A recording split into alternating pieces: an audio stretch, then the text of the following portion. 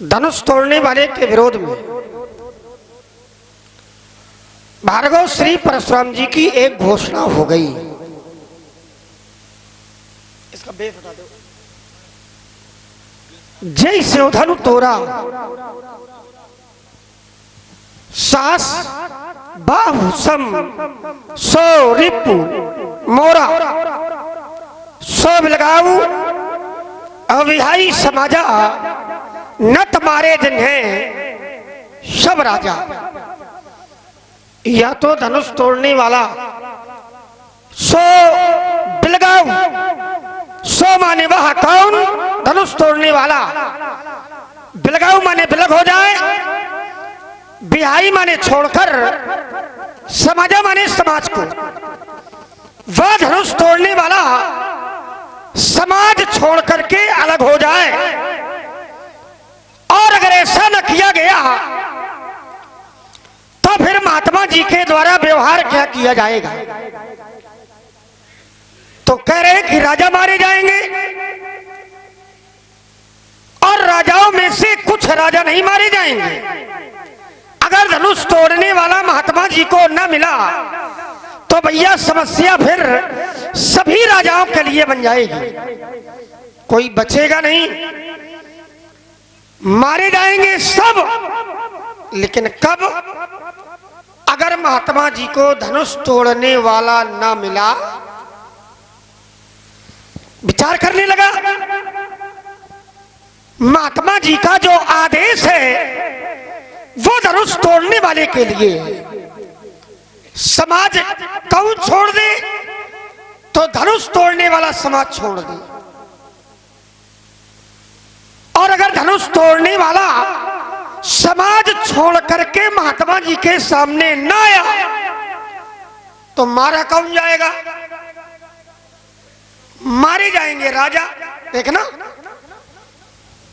आदेश धनुष तोड़ने वाले के लिए है।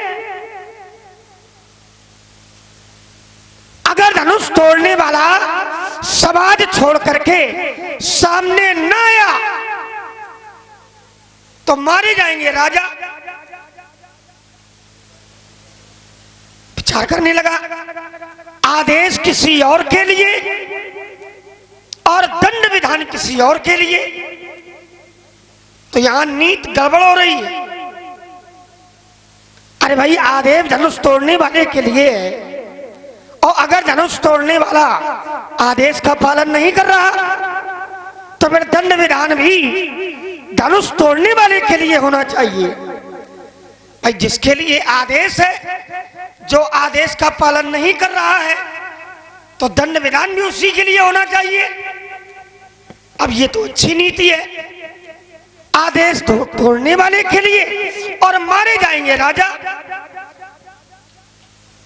हाँ, अगर राजाओं के लिए आदेश होता कि राजा उसे अलग कर दे और फिर राजा महात्मा जी की बात न मानते, तब ये निर्णय लागू होता कि अगर राजाओं ने मेरी बात न मानी तो फिर सभी राजा मारे जाएं। लेकिन इनके द्वारा जो निर्णय लिया जा रहा है ये उचित नहीं है। अरे भाई, जिसके लिए आदेश है दंड विधान भी उसी के लिए होना चाहिए। अब राजा मारे जाएंगे तो राजा क्यों मारे जाएंगे? क्या राजाओं ने कोई अपराध किया? क्या राजाओं ने कोई अनैतिक कर्म किया? राजा क्यों मारे जाएंगे? इसका कोई ना कोई कारण तो होगा। और अगर राजा मारे भी जाएंगे तो सब राजा क्यों मारे जाएंगे? अब सब राजाओं में साधु राजा भी है और दुष्ट राजा भी है। भाई, दुष्टों का वध करो, ये तो नीति है, लेकिन साधुओं का वध किया जाए, साधु मारे जाए, ये धर्म नहीं कहता। क्यों? क्योंकि महात्मा जी का पदार्पण धरती में क्यों हुआ है? तो बोले परित्राणाय साधु नाम विनाशाय च दुष्टता।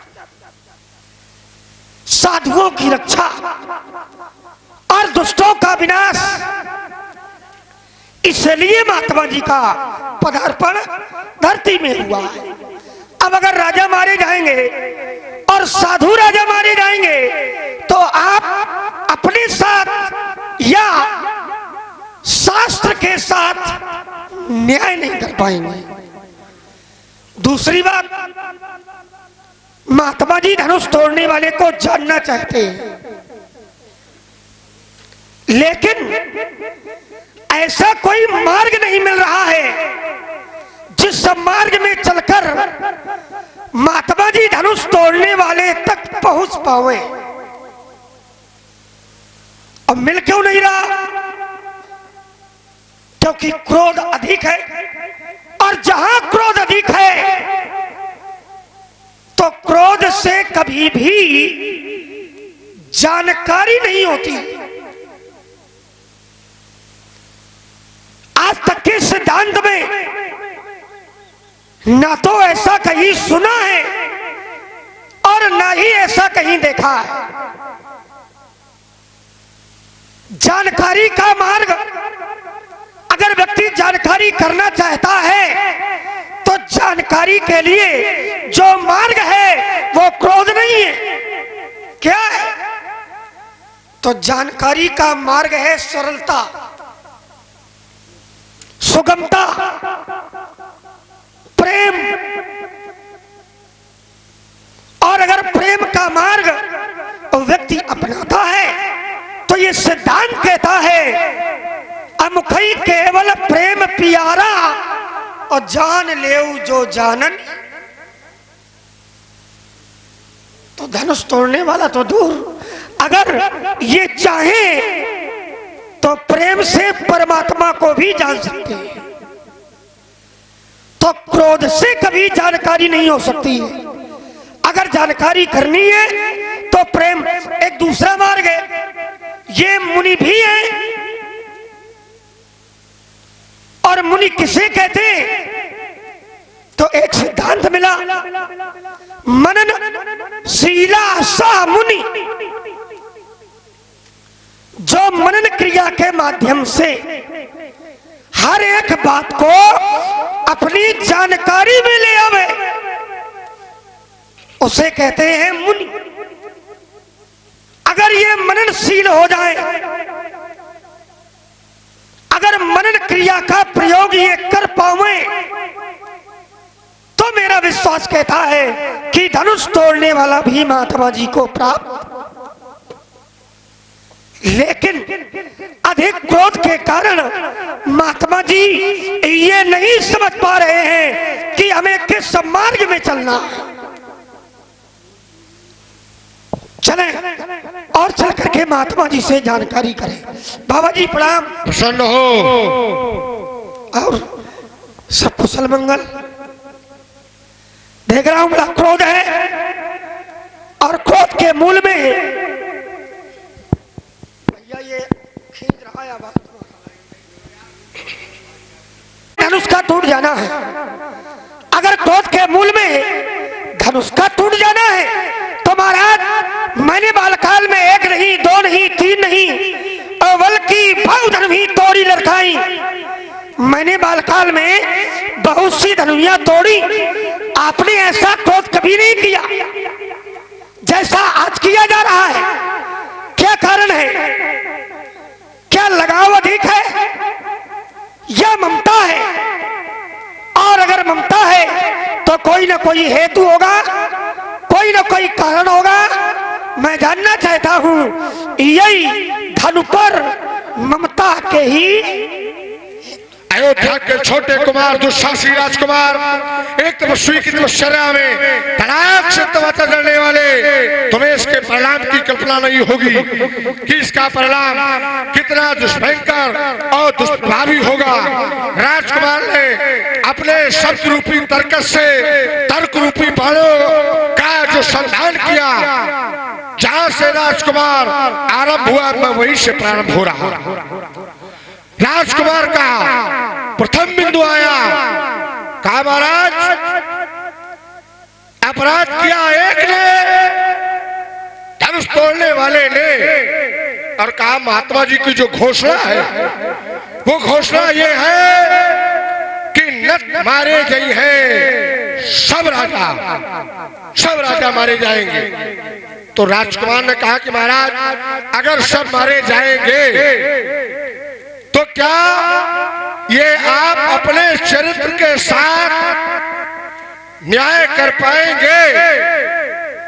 क्योंकि राजाओं में साधु राजा है, दुष्ट राजा भी है। तो कहा दुष्ट मारे जाएं ये तो ठीक, लेकिन अगर साधु राजा मारे जाएंगे तो ये आप अपने चरित्र के साथ न्याय नहीं कर पाएंगे। अब विचार ये करना है कि चाहे वो साधु राजा हो और चाहे वो दुष्ट राजा हो, इसका वर्गीकरण बाद में, पहले ये सभी राजा छिपाए बैठे उस धनुष तोड़ने वाले, चाहे वो साधु हो और चाहे वो दुष्ट हो, दोनों के ही मध्य में छिपा बैठा है वो धनुष तोड़ने वाला। तो अपराधी को छिपाने वाला भी अपराधी। इसलिए मेरी स्पष्ट घोषणा है कि नत मारे गई है सब राजा, अगर वो न मिला तो फिर ये राजा मारे जाएंगे। दूसरी एक और मैं चिंतन दिए देता। राजकुमार ने कहा कि महाराज जो साधु राजा है और एक दुष्ट राजा है, ये चाहे साधु राजा हो और चाहे दुष्ट राजा हो, इन राजाओं का जो लक्ष्य था वो लक्ष्य था एक, धनुष को तोड़कर और सीता का वरण करना। ये इन राजाओं का लक्ष्य था। क्यों? क्योंकि राजा जनक की स्पष्ट घोषणा है, दीप के भूपति नाना आए सुन, हम जो पैठाना, यहाँ पर जो भी राजा गणाए हैं ये सब राजा जनक की प्रतिज्ञा को सुन करके आए। तो इनके अंदर भी एक ही लक्ष्य है, चाहे वो साधु हो और चाहे दुष्ट, कि हमें धनुष तोड़ करके विवाह। इसलिए मेरी स्पष्ट घोषणा। दूसरा एक और मार्ग आया, कहा महाराज धनुष तोड़ने वाले को आप जानना चाहते हैं, लेकिन आप ऐसे उसको जान नहीं पाएंगे। क्यों? तो कहा महाराज आपके अंदर क्रोध है, थोड़ा बहुत नहीं है, अतिरिक्त बहुत ज्यादा है, इसलिए आप उसको जान नहीं पाएंगे। कहा ना ऐसा मैंने कभी सुना और ना ऐसा मैंने कभी जाना कि क्रोध से किसी व्यक्ति के बारे में जानकारी हुई हो, मिली हो। चलो मैं एक वृत्तांत से जोड़े दे रहा। वशिष्ठ के पुत्र शक्ति को जब निशाचरों ने समाप्त कर दिया तो शक्ति के पुत्र ऋषि पराशर को क्रोध आया और क्रोध से यह जाना कि मेरे पिता का वध करने वाला कौन, तो ज्ञात हुआ कि निशाचर है मेरे पिता का वध करने वाले।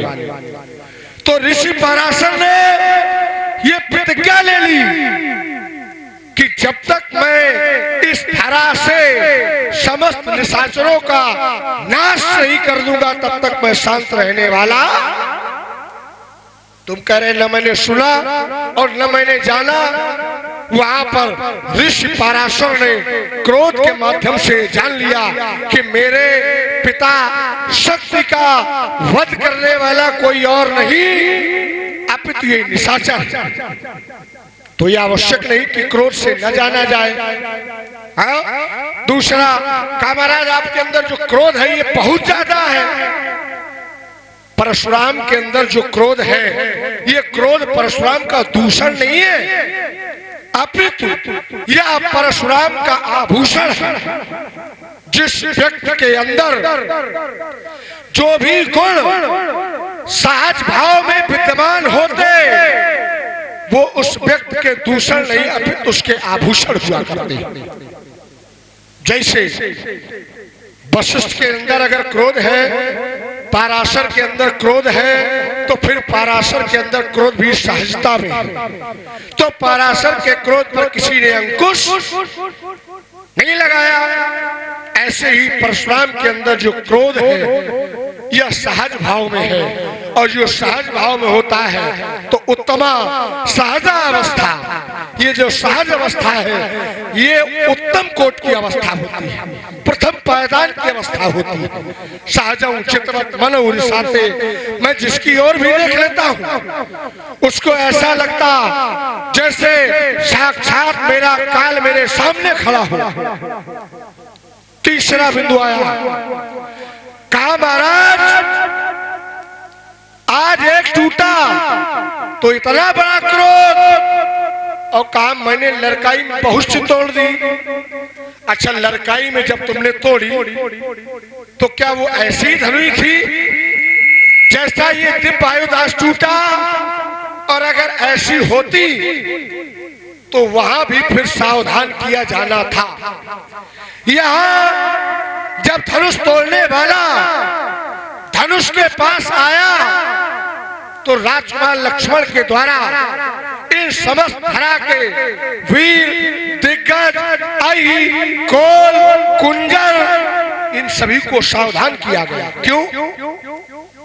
अरे जब पहले टूटी तब नहीं सावधान किया गया, तो आज जब एक टूट रहा था तब सावधान करने की आवश्यकता क्या? दिस कुंजरौ कमठ आई कोला धरौ धरन धर धीर न डोला, अमुक चाहे शंकर धनु तोरा, अहो सजग सुन हर्ष मोरा। दशो दिशाओं के दिक्पाल कुंजर शेष 12, आप सभी सावधान हो जाओ। क्यों? ये धनुष टूटने वाला है। तो अगर उन धनुइयों के समान ये धनुष है तो जब वे धनुइयां तोड़ी गई तब किसी के द्वारा इनको सावधान, और अब जब आज एक टूटा तो इन सभी को सावधान और साधारण। अब ये हो गया वेद रीत का उदाहरण, अब लोक रीत का लो। बालक जब छोटा होता है, ये बालक है अपने बाबा की गोद में बैठा है। अब ये बाबा से अगर कहे कि बाबा घोड़ा बनो, तो बालक है, बाल हट है, तो बाबा घोड़ा बन जाएंगे।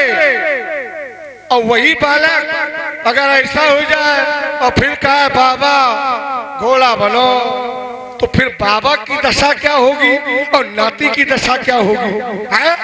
तो ये आवश्यक नहीं कि जो लड़काई में कार्य किए जाए, युवावस्था आने पर उन कार्यों की पुनरावृत्ति की जाए। पांचवा और अंतिम बिंदु राजकुमार का आया, कहा महाराज यही धन पर ममता, क्या आपको इस धनुष से ममता है? हाँ, इस धनुष से में ममता है, लेकिन ये जो मेरी ममता है यह ममता मोह के रूप में नहीं है, यह ममता श्रद्धा के रूप में है।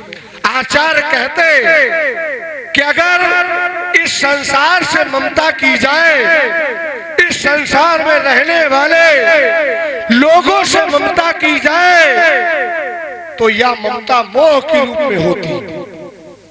आचार्य प्रमाणित करते जननी जनक बंधु सुत तारा तन धन भवन सुहद परिवार, अगर यहाँ पर ममता की जाएगी, जननी अर्थात माता, जनक अर्थात पिता, बंधु अर्थात भाई, सुत अर्थात पुत्र, तारा अर्थात पत्नी, अगर यहाँ पर ममता की जाएगी तो यह ममता कष्टकारी है। इसी को आचार्य प्रमाणित करते कि यह ममता मोह के रूप में होती है। किस रूप में? मोह के रूप में। कौन? जो संसार से की जाती। और आचार्य प्रमाणित करते कि मोह सकल व्याधि कर्मूला, यह मोह जो है यह समस्त व्याधियों की जड़ हुआ करती। और अगर वही ममता परमात्मा से की जाए या परमात्मा के विग्रह से की जाए, तो परमात्मा तो स्वयं कहते कि ममता मम पदकंज।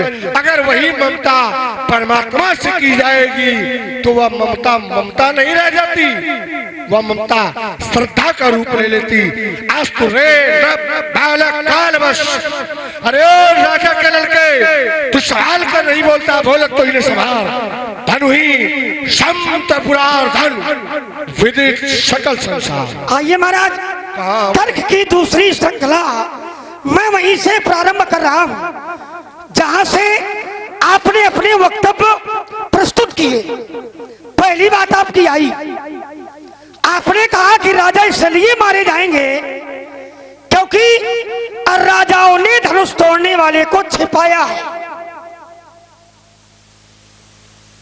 और राजा क्यों मारे जाएंगे? क्योंकि राजाओं को एक निर्देश दिया गया और राजाओं ने नहीं माना, और राजाओं ने धनुष तोड़ने वाले को छिपा लिया, इसलिए राजा मारे जाएंगे। अच्छा, छिपाने वाला अपराधी होता है, हा? छिपाने वाला अपराधी होता है, समर्थन करने वाला अपराधी होता है, अपराधी का साथ देने वाला अपराधी होता है। तो एक बात बताओ, क्या धनुष तोड़ने वाले को केवल राजाओं ने छिपाया है? ध्यान देना, क्या धनुष तोड़ने वाले को केवल राजाओं ने छिपाया है? छिपाया तो सबने। भाई धनुष तोड़ने वाले को कौन नहीं जानता? सब जानते हैं, चाहे महात्मा हो या ज्ञानी हो या ऋषि हो, मुनि हो, महर्षि हो, ब्रह्मर्षि हो, और चाहे मिथिला के लोग हो। ऐसा कोई है जो धनुष तोड़ने वाले को न जानता हो? सब जानते हैं, समर्थन करने वाला अपराधी होता है। समर्थन किसने नहीं किया? सबने किया है। मिथिला के लोग कैसे लोग हैं? ये कैसे लोग हैं? तो बताया गया कि पुर नर नारी सुभग सुचि संता और धर्मशील ज्ञानी, ऐसे लोग हैं ये। और इन्होंने क्या किया है? तो इन लोगों के द्वारा समर्थन रूप में धनुष तोड़ने वाले की आरती भी उतारी गई है। इतना ही नहीं, देवताओं ने जय जयकार की, पुष्पों की वर्षा की, तो ये समर्थन ही तो है। तो अगर छिपाने वाला अपराधी होता है, समर्थन करने वाला अपराधी होता है, तो महाराज छिपाया सबने है, समर्थन सबने किया है, तो फिर अपराधी सब हैं। और अगर अपराधी सब हैं, तो फिर मारने का निर्णय केवल राजाओं के लिए क्यों? भाई अगर अपराधी सब है तो सभी के लिए एक जैसा निर्णय होना चाहिए। जब सबने छिपाया है, समर्थन सबने किया है, तो फिर अपराधी सब है, और जो अपराधी सब है तो फिर सबको मारने का निर्णय होना चाहिए। ये केवल राजाओं को मारने का निर्णय क्यों? ये पहली बात का उत्तर।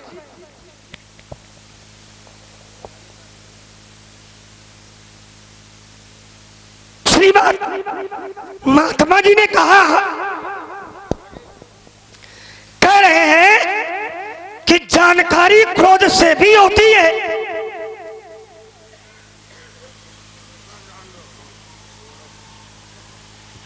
इसके पहले एक चर्चा आई थी, महात्मा जी ने कहा कि राजा दो प्रकार के हैं, साधु और असाधु।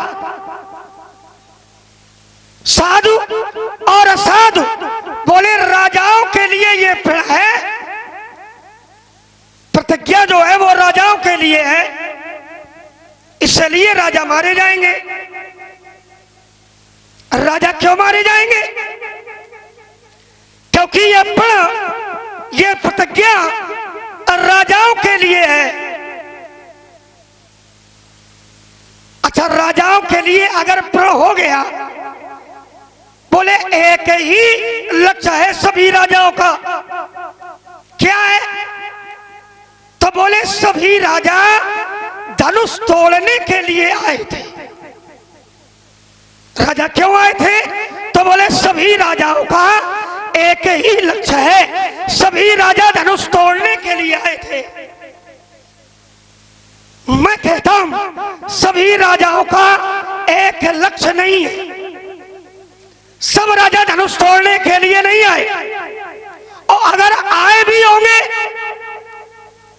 तो सभी राजा धनुष तोड़ने के लिए नहीं गए। हाँ, अगर सभी राजा धनुष तोड़ने के लिए गए होते तब आपको यह निर्णय लगता, लेकिन सभी राजा धनुष तोड़ने के लिए नहीं गए। आइए इसका मैं प्रमाण देता हूं। कैसे? तो यहां कुछ राजा ऐसे हैं जो तोड़ने के लिए गए, भोग साहस 10 एक ही मारा और लगे उठावन पैतरई, गए उठाने का प्रयास किया, लेकिन उठाना तो दूर, वो धनुष को हिला भी नहीं पाए। परिकर बांध उठे अकुलाई और चले इष्ट देवन सिर, लेकिन कोई हिला नहीं पाया। और कुछ राजा ऐसे हैं जो धनुष तोड़ने के लिए गए ही नहीं है, जिनके कछ और विचार मनमाही, तो चाप समीप महीप।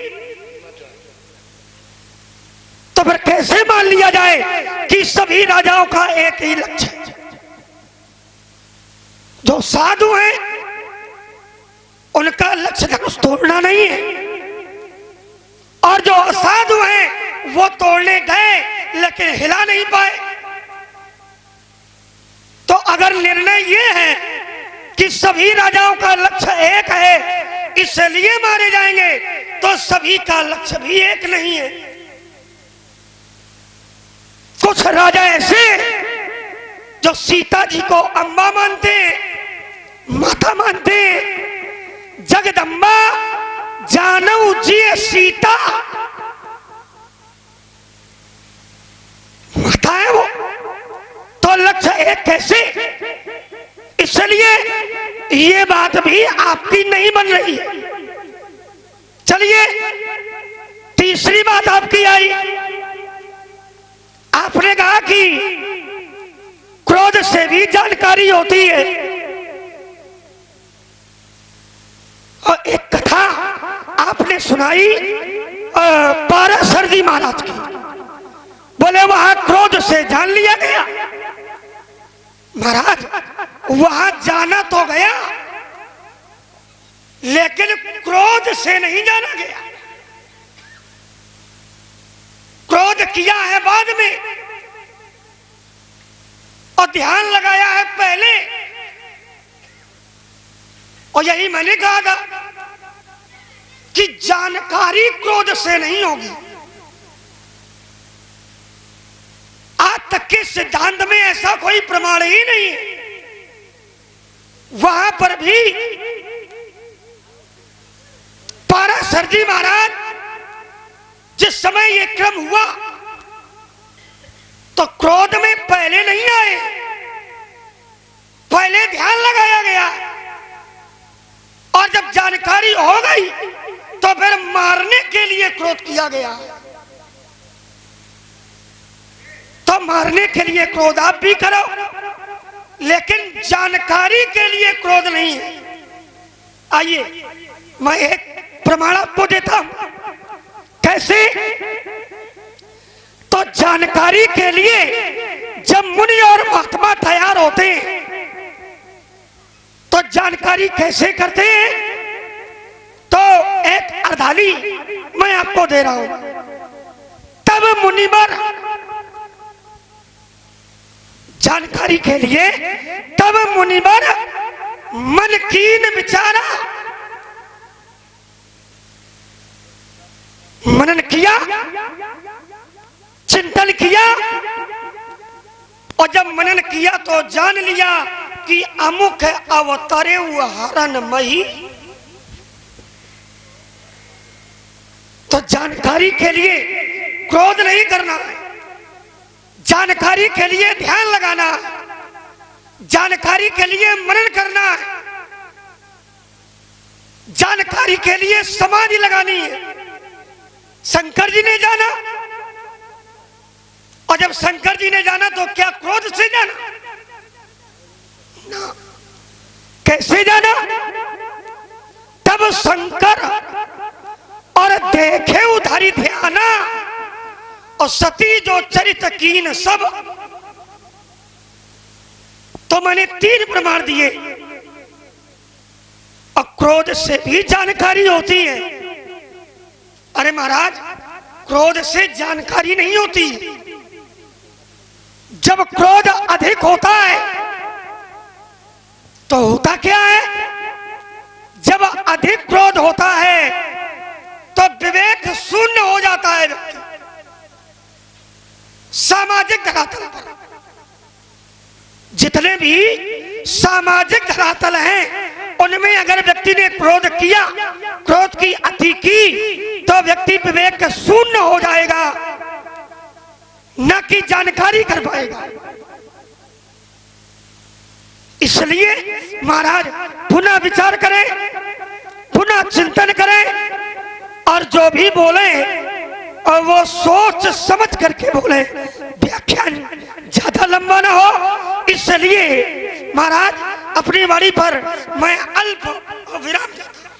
राजकुमार ने कहा कि महाराज, क्रोध से कभी किसी ने जाना नहीं।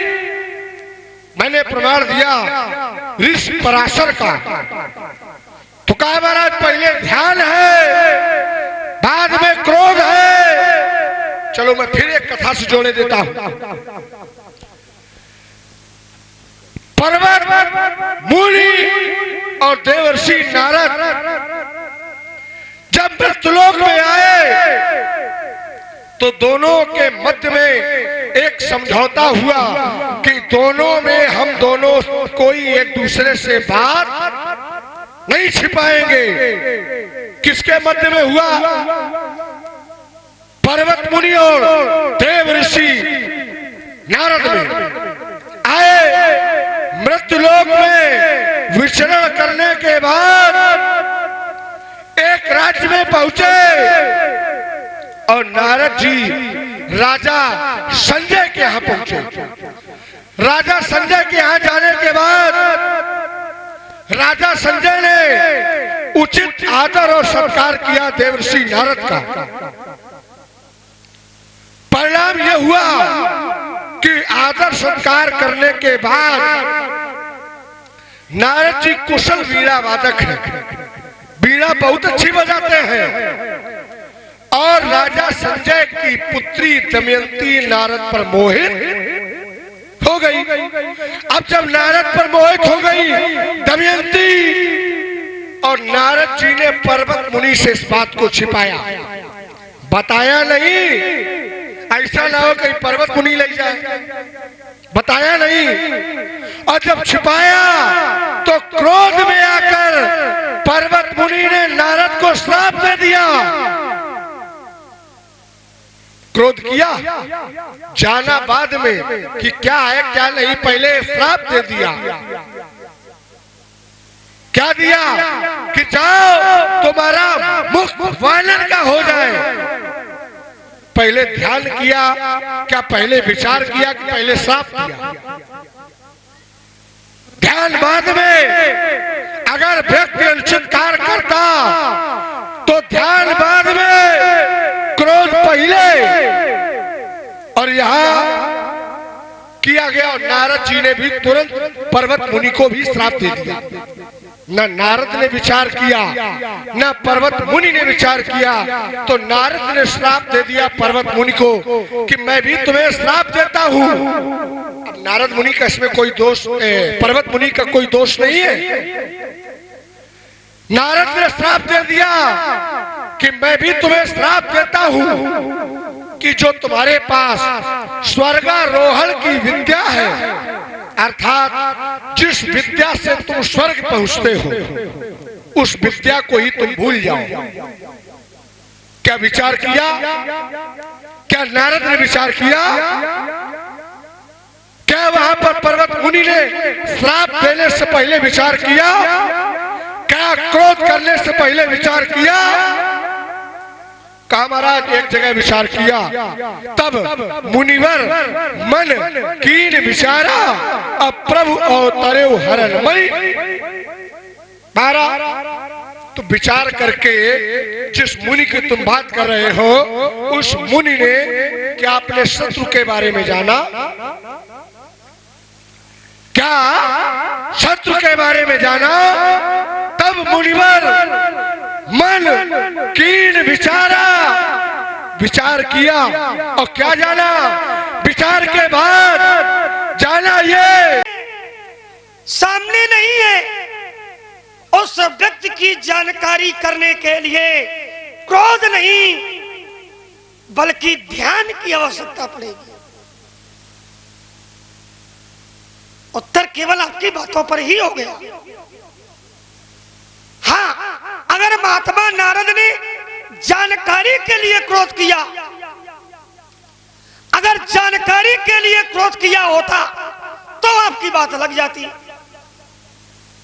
लेकिन जानकारी के लिए क्रोध नहीं किया, श्राप देने के लिए क्रोध किया।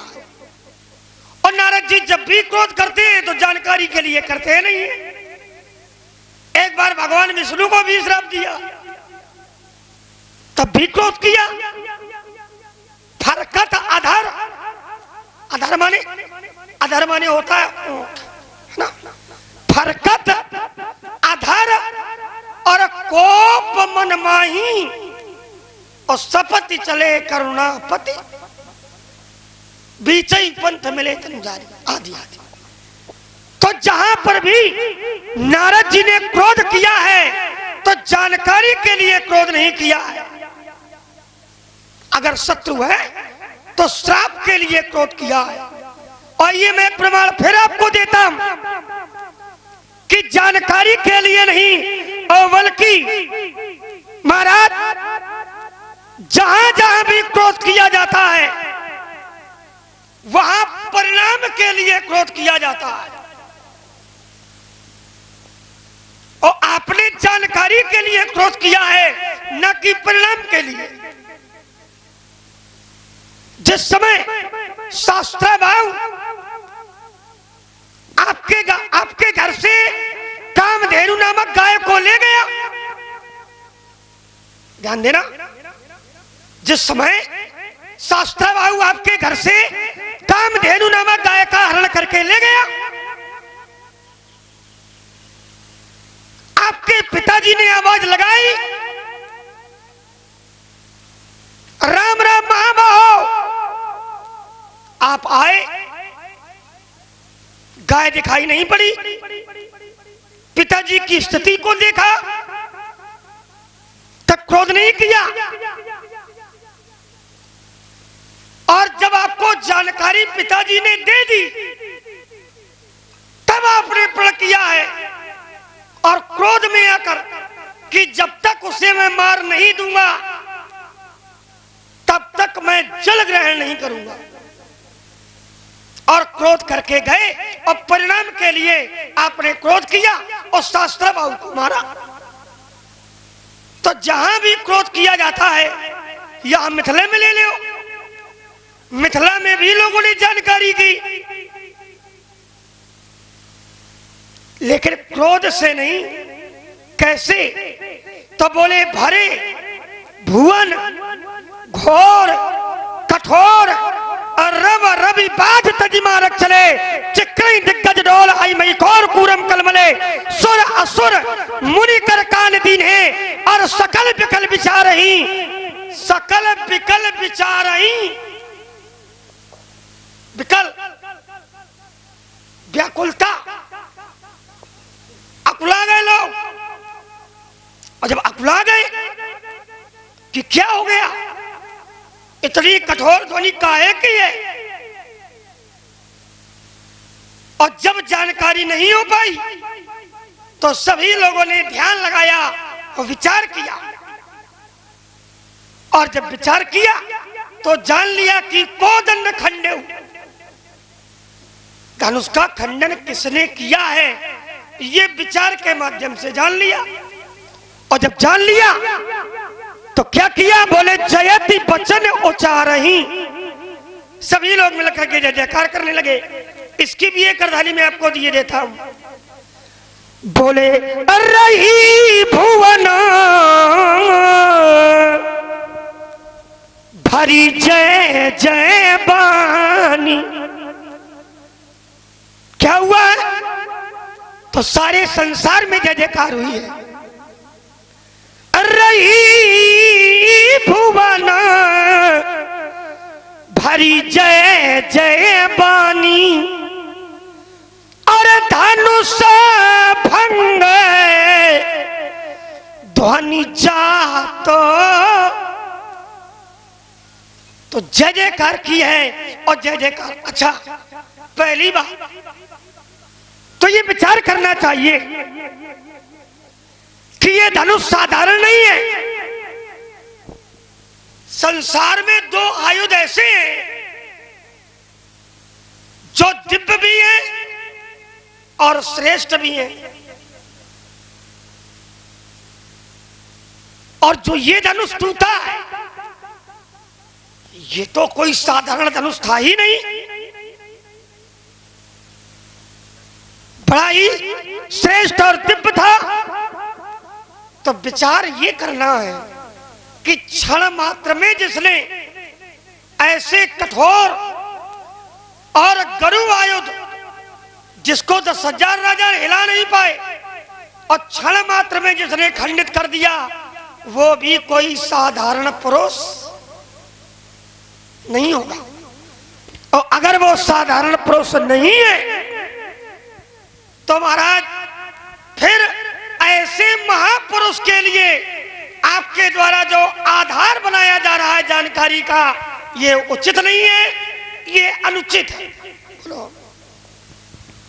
हेलो, आप हैं बड़े भैया श्री ब्रजेश कुमार जी पांडे, जिनके द्वारा 20-20 पुष्प मुद्राएं दोनों विभूतियों के चरणों में प्रदत्त हुई हैं। साथ ही आप हैं परमादरणीय सम्माननीय श्री दया शंकर जी त्रिपाठी गुरु जी, जिनके द्वारा 50-50 पुष्प मुद्राएं दोनों विभूतियों के चरणों में प्रदत्त हुई हैं। साथ ही गुरु जी के द्वारा श्री दया शंकर जी त्रिपाठी, यद्यपि देखिए जैसे कुछ बिंदु हम छोड़ देते हैं, छोड़ क्यों देते हैं, अगर सभी बातों का उत्तर किया जाएगा तो व्याख्यान बहुत लंबा हो जाएगा, समय हो जाएगा, तो ना आपको आनंद आएगा, ना हमको आएगा, ना लोगों को आएगा।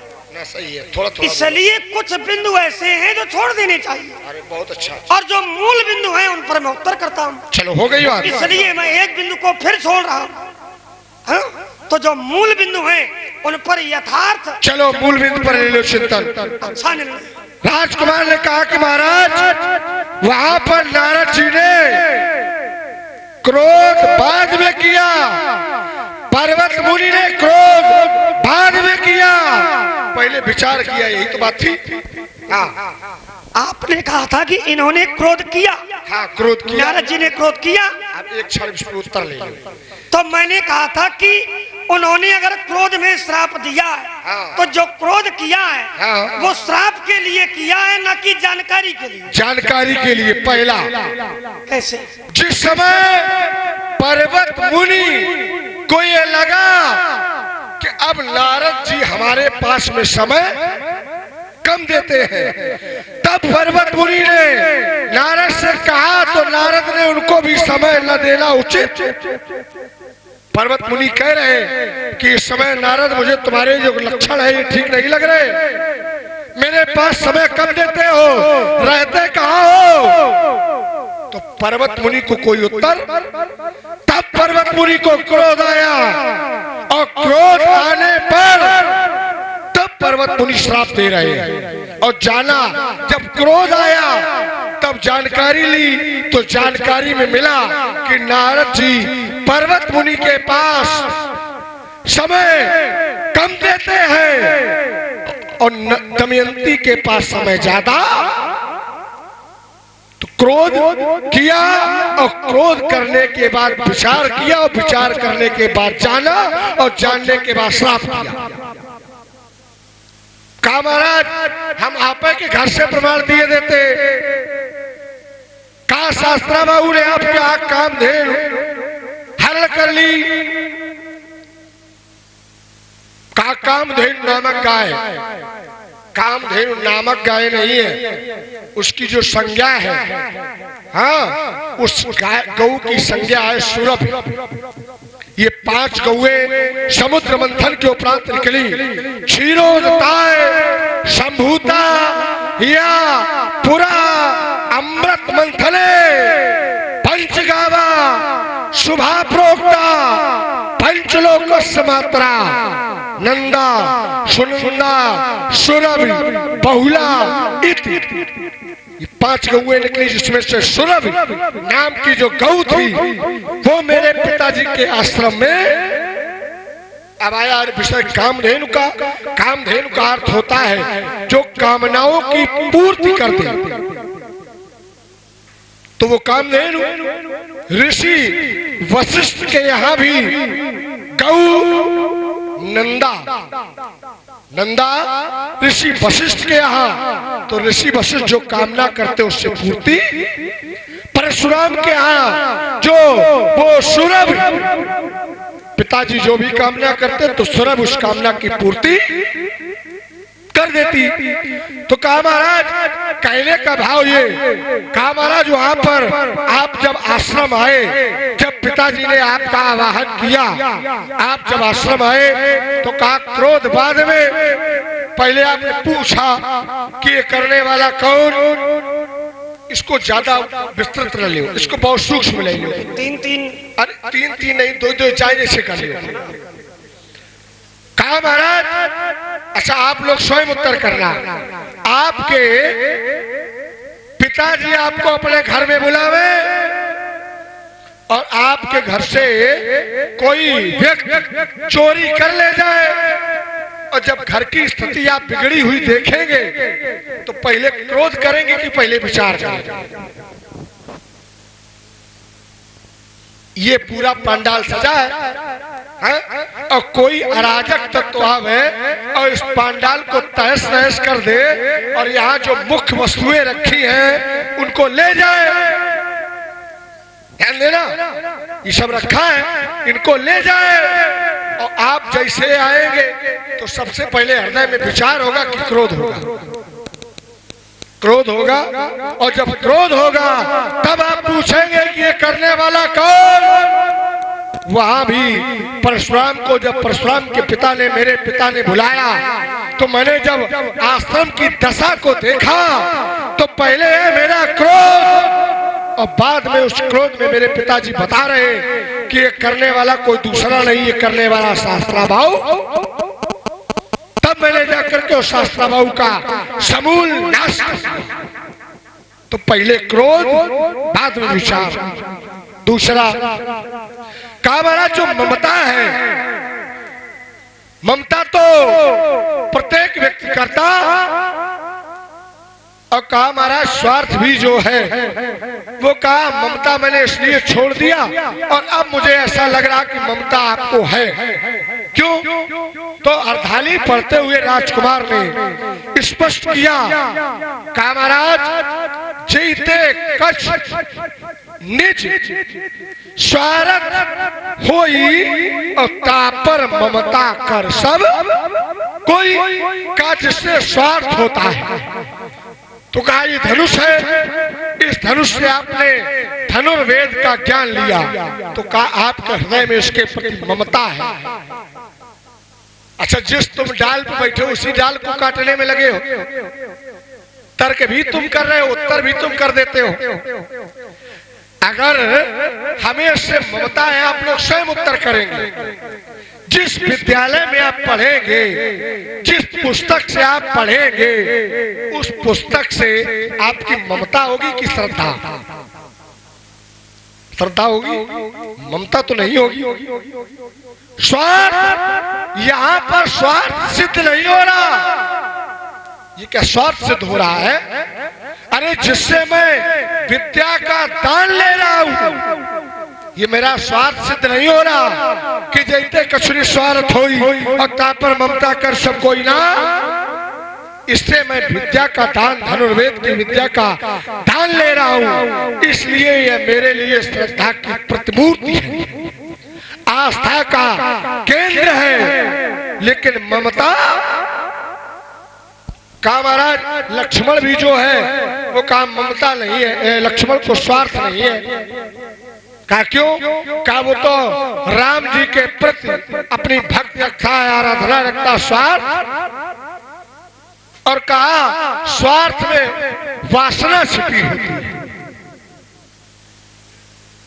और कहा जहां श्रद्धा है वहां वासना, और मैं कह रहा हूं जहां स्वार्थ है वहां वासना नहीं है। फिर मैं एक प्रमाण दिए देता, कहा जहां राम है तो कहा वहां स्वार्थ। ध्यान देना, सारे तर्कों का उत्तर बस एक ही से आने वाला है। कहा जहां राम है वहां स्वार्थ नहीं है। और मैं कह रहा हूं राम के प्रति सबसे ज्यादा ही स्वार्थ होता है। स्वार्थ साथ जीव का एहा, अब भजिए राम पद पंकज नेहा। सबसे बड़ा स्वार्थ है तो राम जी के चरणों से है। तो यह कहना उचित नहीं होगा कि पंडित जी जहां राम है वहां स्वार्थ नहीं है। जहां राम है वहां भी स्वार्थ है। और इस संसार में स्वार्थी सभी है, स्वार्थी सभी है, लेकिन सच्चा स्वार्थ अगर है तो सच्चा स्वार्थ बेटा राम जी के चरणों से। वाह, बढ़िया। आइए महाराज, जहां से आपने बात को जोड़ा है, स्वार्थ साथ जीव कर एहा, मन क्रम वचन राम पद नेहा। अच्छा, ये जो स्वार्थ है ये सांसारिक है कि पारमार्थिक है? अब देखना, शब्द में ही चिंतन करना पड़ता है। हमने जो स्वार्थ जोड़ा था वो खगेश सक्तस्थ मारुण तुत्यम विदु, भौतिक जगत में आसक्ति जो लगाता है, तो भौतिक स्वार्थ का मैंने प्रमाण दिया था। आपने कहा कि राम जी से स्वार्थ होता है, तो ये जो स्वार्थ है इसमें कोई दोष नहीं होता है। और जो सूत्र आपने दिया था उस स्वार्थ में दोष होता है, वो दोष युक्त स्वार्थ है और ये दोष मुक्त स्वार्थ है। आइए, स्वार्थ साथ जीव कर एहा। अब इस पर भी थोड़ा तर्क हो जाए, चिंतन हो जाए, क्योंकि बहुत अच्छे लोग बैठे हैं। स्वार्थ साथ जीव कर एहा, चार प्रकार की कोटियां होती हैं जीव की। जीव की कोटियां हैं वो चार प्रकार की हैं, अवस्थाएं। कौन कौन सी? जागृत, स्वप्न, सुषुप्त और तुरी। अब तर्क ये कि अवस्थाएं चार हैं और स्वार्थ रहता है जीव में, तो महाराज जीव किस अवस्था में पहुंचने के बाद में स्वार्थ छोड़ देता है? एक जागृत है, एक स्वप्न है भौतिक जगत का जो स्वार्थ है, ये स्वप्नवत